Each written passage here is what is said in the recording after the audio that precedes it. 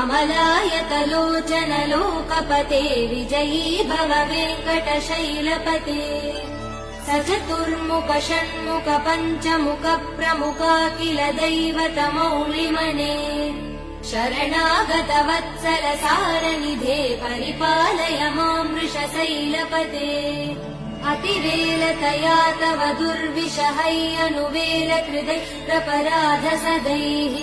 हरितं त्वरितं वृषशैलपते परया कृपया परिपाहि हरे अधिवेङ्कटशैलमुदारमते जनताभिमतादिकदानरतात् परदेवदया गदितान् निगमैकमलादयितान् परं कलये कलवेणुरवावसगोपवधू शतकोटिवृतात् स्मरकोटिसमात् प्रतिवल्लविकाभिमदात् सुखदात् वसुदेव सुधान्